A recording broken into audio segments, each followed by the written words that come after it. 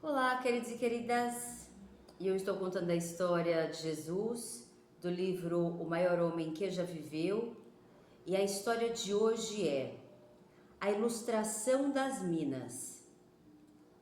Jesus talvez ainda esteja na casa de Zaqueu, onde fez uma parada a caminho de Jerusalém. Seus discípulos acham que, chegando a Jerusalém, ele declarará ser o Messias e estabelecerá seu reino. Para corrigir essa ideia e mostrar que o reino ainda está muito distante, Jesus conta uma ilustração.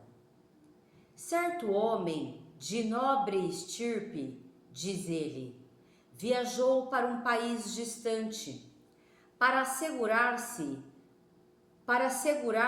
poder régio e voltar.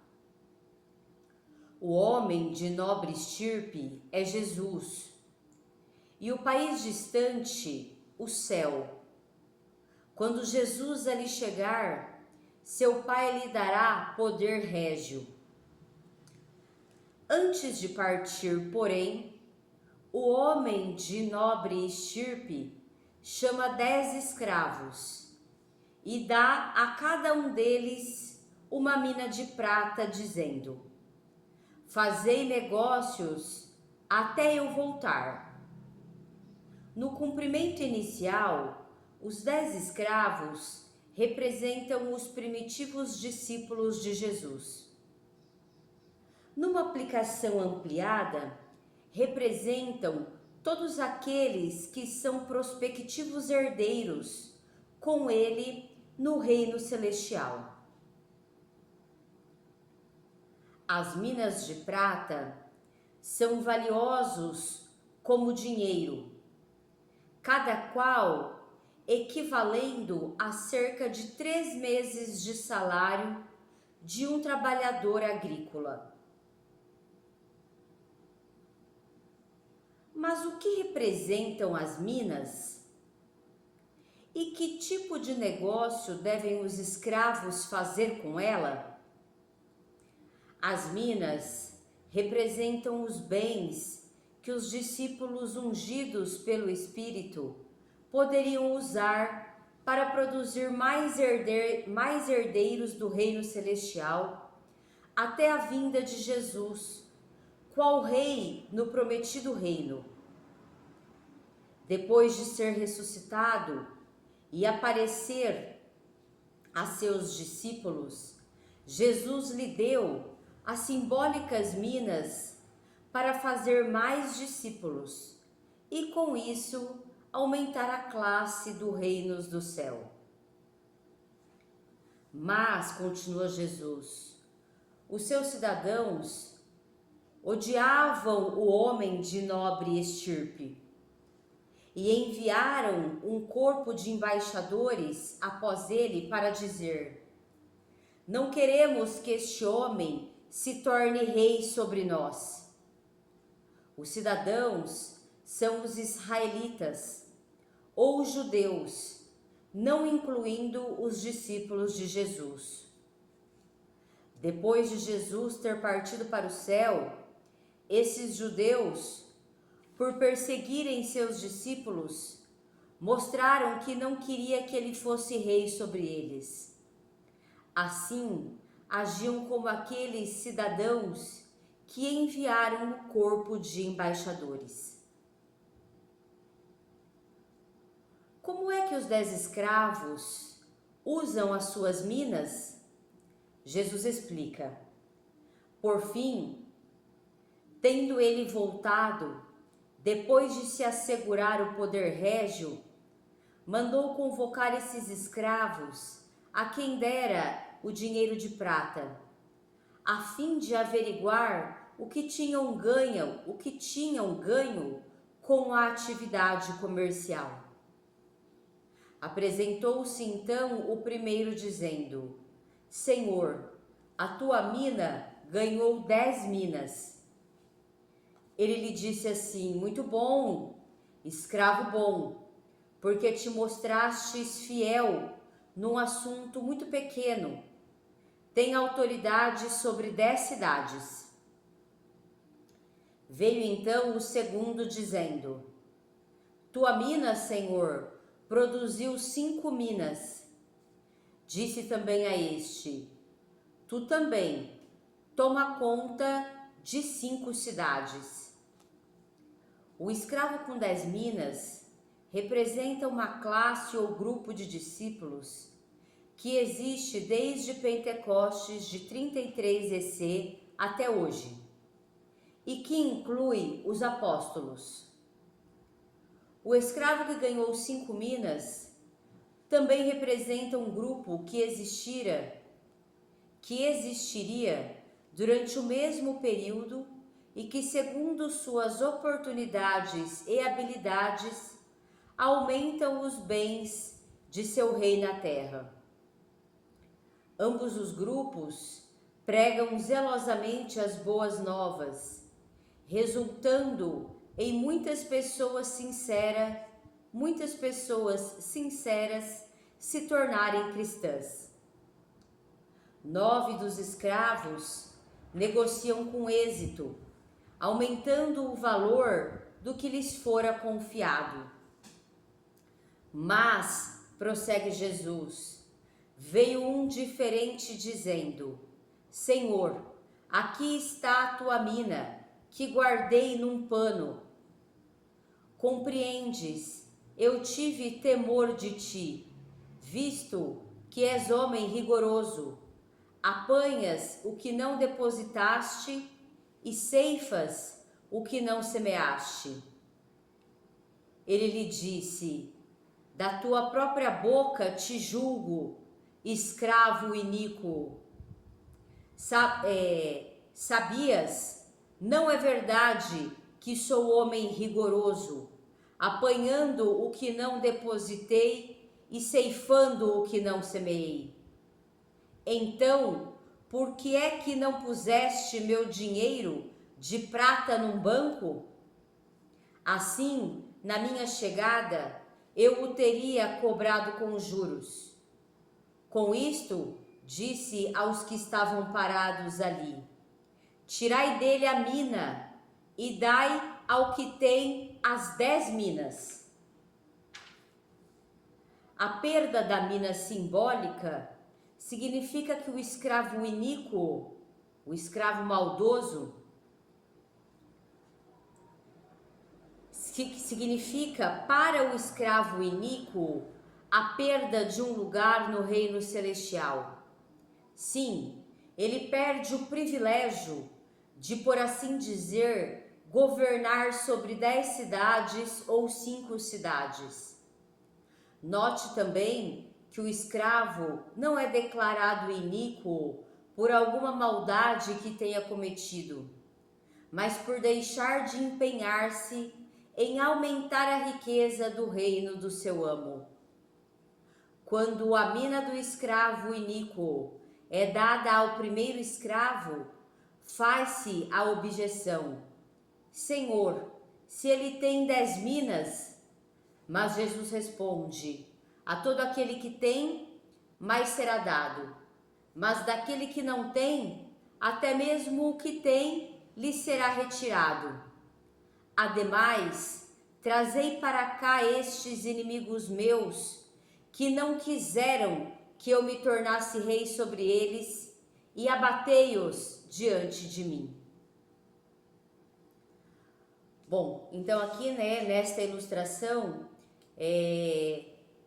nós temos, que Jesus, ele dá para cada um de nós, e para todos nós, talentos, todos nós temos, em essência, todos os valores de Deus, que, ele dá para todos nós as possibilidades, de a gente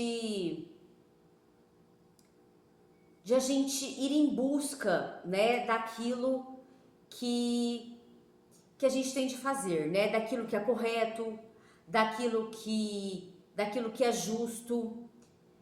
né? E mesmo, por exemplo, nós temos, né, por exemplo, já numa fase adulta, nós temos a grande força, né, das memórias que nós vivemos, né, que estão ali plasmadas nesse inconsciente nosso, né, que estão ali para que a gente olhe para aquilo e a gente possa transformar aqueles sentimentos que ficaram, né, em sentimentos, vamos colocar aqui, né, David Hawkins usa essa expressão, né, os sentimentos, as emoções de contração e as de expansão, né? Então, as de contração ficariam ali, né, no medo, na culpa, né, na mágoa, no ressentimento, no ódio, né, na vergonha,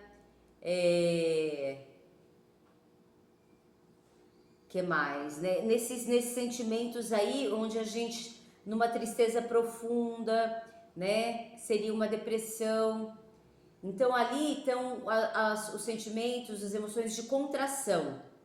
E as de expansão, né, é aquelas que começam ali a partir da coragem, né, e vai subindo aí pro entusiasmo, né, para nossa boa vontade, né, a nossa persistência, a nossa resiliência, né, que é o nosso poder de superação, né, mediante aí os desafios, né, da gente cair e levantar. Aí vem a alegria, né, o amor, enfim. Então, aqui, né, Deus nos traz, a gente nasce, né, com toda esta essência da nossa alma, né, que é composta por esses sentimentos de expansão, né, e os acontecimentos da nossa vida vão nublando isso, né, vão trazendo uma cortina, né, sobre isso, vai trazendo dores, né, vai trazendo situações, acontecimentos que vai fazendo a gente muitas vezes cair, né, a gente cair para esses sentimentos, para essas emoções de contração, né, e aí muitas vezes a gente fica preso ali, né, com o nosso coração preso ali. Então a gente vai ter que se libertar disso. Quando a gente olha com um olhar de libertação, com um olhar, eu vim nessa vida, né, para poder me libertar de tais sentimentos, emoções que ficaram ali, né, plasmadas, que elas serviram de alguma forma para eu olhar e transformar.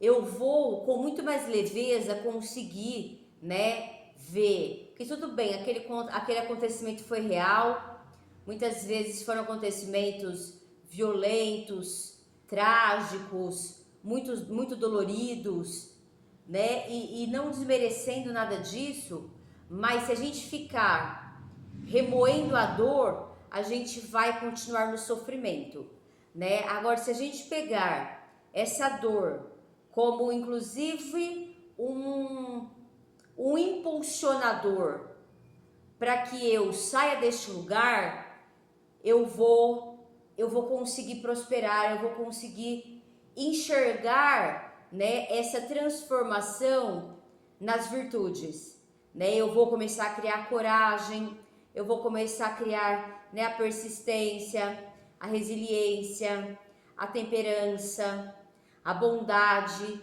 né? A bondade que não é ser bonzinho, né? O bonzinho quer agradar o outro, o bonzinho não faz nada do que ele tem que fazer porque ele depende do elogio do outro, do afeto do outro, do reconhecimento do outro, né? Então a bondade quer dizer ser justo, né? Quer dizer buscar a sabedoria, né? Quer dizer buscar todas as virtudes dos quais eu realmente construir um lugar onde eu posso governar, né? No caso aqui, né? Construíram este lugar onde eles poderiam governar, um sobre 10 cidades, o outro sobre 5 cidades, né? Então a busca desta consciência, desta transformação, né? Do nosso sofrimento, daquilo que a gente tem que olhar e transformar, né? Dos nossos pecados, né? De uma mentalidade muitas vezes negativa, maldosa, né? Ou então de vítima, né? Ou então na arrogância. Então a gente veio para olhar isso e transformar, né? Então as pessoas, os escravos aqui, né?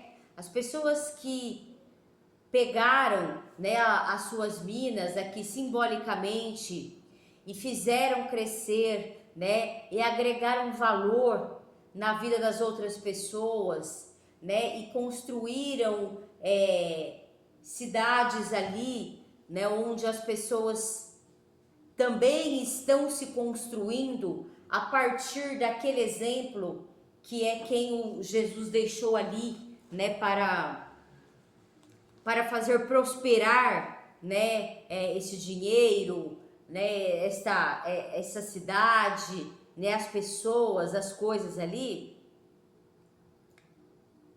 Eles merecem mais, né?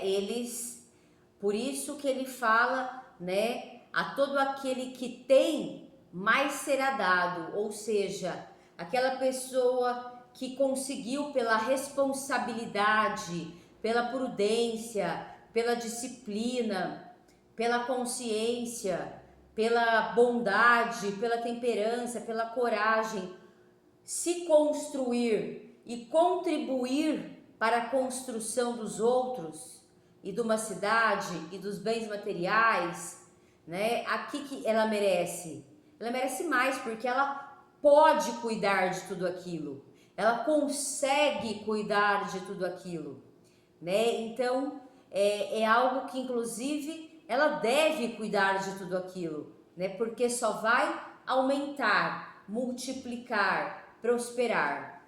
No entanto, aquele que nada fez, aquele que ainda quis se colocar de vítima, né?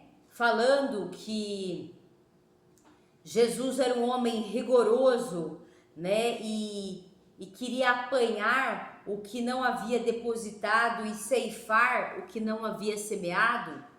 Então esta pessoa que nada queria fazer, né? Esta pessoa que nada fez e esta pessoa que não fez crescer nem em si, né? O que lhe foi ensinado, o que lhe foi dado de exemplo, o que lhe foi inspirado e o que lhe foi dado inclusive materialmente para ser multiplicado, e veio mentir, né, para poder se livrar da sua própria desídia, né, do seu próprio desânimo, do seu próprio não querer nada com nada, né? Então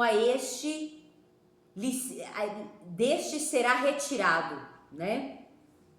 Então e assim a gente tem que levar para a construção da nossa vida, né? Seja dos nossos valores, seja da libertação das prisões emocionais, né? Porque a gente precisa se libertar de onde a gente ficou ali, né? Da onde a nossa alma ficou presa, né? Onde os nossos sentimentos, né? O nosso coração ficou preso na mágoa, no ressentimento, né? Na culpa, e a gente olhar realmente para isso, né? Se for, por exemplo, uma culpa que a gente realmente teve culpa, né? A gente se retratar, a gente reparar. Agora, se jogar uma culpa para cima de nós, que é ilegítima, né? Então a gente tem de separar, né, o que é meu, o que é do outro,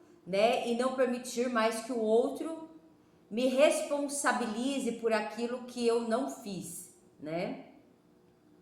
Então eu devolvo ao outro, né? Ou seja, eu coloco o limite ali. Não, eu não fiz isso, né? E se assim você quiser ultrapassar o limite, né? A gente vai, por exemplo, né? Muitas vezes a gente tem até que, né? Deixar algumas relações, né? Porque o outro tá toda hora querendo, né, jogar a culpa dele, a responsabilidade dele sobre os outros, né, de forma ilegítima. Então a gente tem que olhar com consciência, né, para aquilo que está aqui dentro, né, sentimentos de injustiça, né, se a gente carrega sentimentos de injustiça e isso ainda puder ser retratado, né? Sempre pode, a retratação sempre pode acontecer, né? Porque depende de uma conversa, depende realmente de uma retratação, né? Através de uma conversa, né? Mas a gente também tem de perdoar e entender o perdão de uma forma muito consciente também, que não é concordar com os fatos em si, não é muitas vezes permanecer naquele lugar, entendeu? Onde aqueles fatos não cessarão, né? Então, você não tem de continuar ali porque ali não vai haver mudança, né? Você vai continuar passando aquele tipo de coisa, então aí, né, se retirar. Não concordo com aquilo, né? Então, o perdão é a libertação nossa, né? A gente está se libertando das mágoas e dos ressentimentos, né, que podem ter ficado devido ao que você sofreu, né, pelo que lhe fizeram. Então, o perdão, né, é esta libertação, né? Eu decido avançar na minha vida, eu decido progredir e eu decido colocar um ponto final nisso, né, de uma vez por todas, né, e que eles tenham aí, né, o que merece, né? Cada um tem o que merece, né? E não vamos levar isso para os nossos desafios e obstáculos da vida, né? Porque os desafios e obstáculos da vida a gente tende a enxergar como crescimento, né? Mas quando a gente para ali em sentimentos de contração, então aí a gente precisa olhar, tá? Agora os desafios que a gente está crescendo com eles, eu estou desenvolvendo aqui a paciência, estou desenvolvendo a temperança, estou desenvolvendo a amorosidade, estou desenvolvendo, né, a bondade, estou desenvolvendo a coragem. Então aí eu cresci, né, com todos aqueles obstáculos, eu desenvolvi toda aquela força, o posicionamento, né, me coloquei, inclusive verbalmente, né, mudei toda a minha postura e ali aquilo já não me afeta mais. E ali então, tipo, a partir do momento que não me afeta mais, eu não estou mais em sofrimento.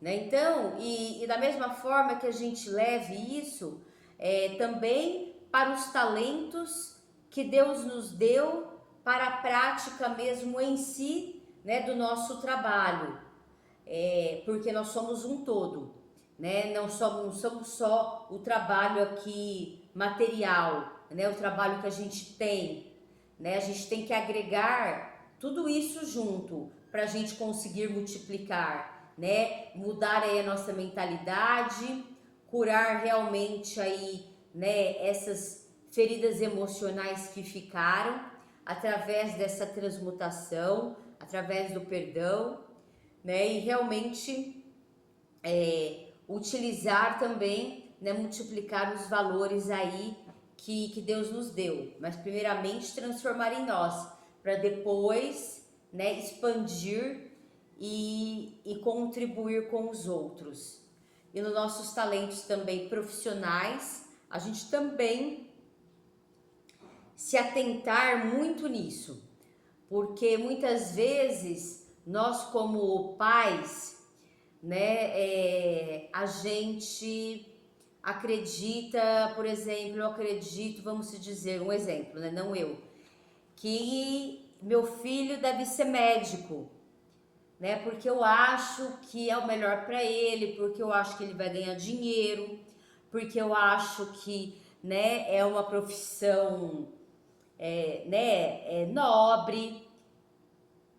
E só que ele não tem o talento para isso, né? Ele tem o talento para ser, vamos dizer, um cantor, né? Então, muitas vezes a gente vai bloqueando o caminho das pessoas, né, principalmente daqueles que estão sob o nosso, vamos dizer, sob o nosso poder, né, sob o nosso, não é nem sobre o nosso poder seria a palavra, mas sob a nossa responsabilidade, né, e a gente, ao invés da gente observar, a gente deixar esta criança mostrar a que ela veio, para que ela veio, né? Porque vai mostrando, né? Quando a gente fala dessa criação livre, não é no sentido de deixar fazer o que quer, né? É no sentido da gente realmente trazer uma observação e uma confiança na qual a gente não enrijece essa criança, não bloqueia essa criança a partir da nossa insegurança e a partir do que a gente quer para ela. E lógico, eu estou falando o que a gente quer para ela, lógico que a gente quer tudo de bom, então a gente vai ser uma pessoa de valor, porque daí ela vai pegar como exemplo e vai ser também, né? A gente vai ser uma pessoa que vai buscar aí mudar a nossa mentalidade nas coisas que estão obsoletas, porque assim a gente não vai projetar sobre elas. A gente vai curar as nossas feridas emocionais, né? Essa é a nossa responsabilidade, para que a gente também não projete sobre ela e ela não carregue também as mesmas, né?